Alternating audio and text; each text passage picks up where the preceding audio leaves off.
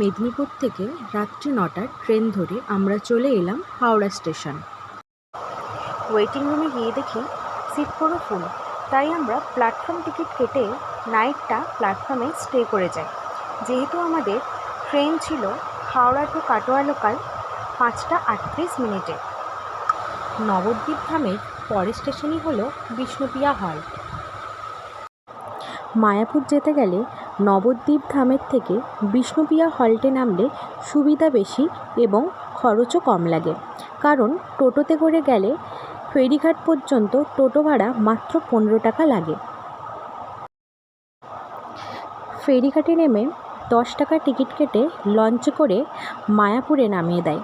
আর এই মায়াপুর বলছি ঠিকই, কিন্তু মায়াপুর কিন্তু অ্যাকচুয়াল মায়াপুর তার নাম নয়, তার নাম প্রাচীন নাম ছিল মিয়াপুর, সেটা এখন মায়াপুর হয়ে গেছে।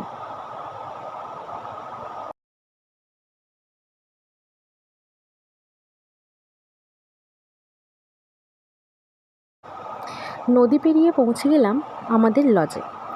আর আমাদের লজটা আগে থেকেই বুক করা ছিল। লজটা ফেরিঘাট থেকে পায়ে হেঁটে একদম সামনেই ছিল। লজের রুমগুলো বেশ পরিষ্কার পরিচ্ছন্ন ছিল এবং প্রত্যেক দিন এসেই ওখানে কাজের যে মাসি ছিল সে ডেলি এসে পরিষ্কার করে দিয়ে যেত। আর বাথরুমটাও বেশ বড় এবং সুন্দর পরিষ্কার পরিচ্ছন্ন ছিল। এরপর আমরা কিছুক্ষণ রুমে রেস্ট নিয়ে বেরিয়ে পড়েছিলাম রেডি হয়ে ইস্কনে। তো ইস্কনে যেতে আমাদের লজ থেকে টোটো ভাড়া লেগেছিল মাত্র 5 টাকা। 5 টাকায় আমাদেরকে ইস্কন মন্দিরে পৌঁছে দিয়েছিল।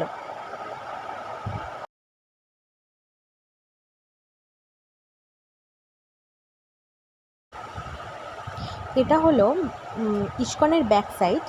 তো আমি যখন আজ থেকে প্রায় 8 বছর আগে গিয়েছিলাম, তখন আমি এই ইস্কনটায় ঢুকেছিলাম।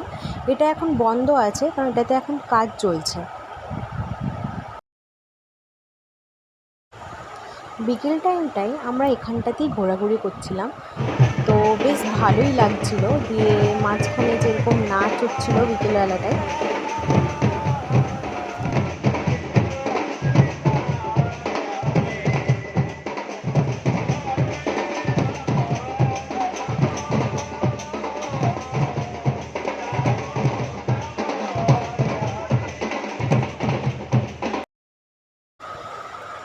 এই যে মন্দিরটা, এই মন্দিরটাই ঢুকতে কোনো টাকা লাগে না, কিন্তু এখানে যে মিউজিয়াম আছে সেই মিউজিয়ামটাই ঢুকতে 15 টাকা করে লাগে।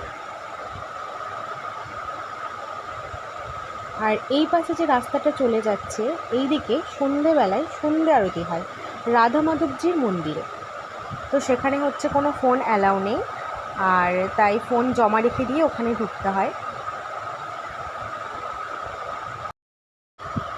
সন্ধ্যা আরতি দেখে আমাদের খুব খিদে পেয়ে গেছিলো। আমরা বেরিয়ে তাই ওই ইস্কনের বাইরেই টিফিন করেছিলাম।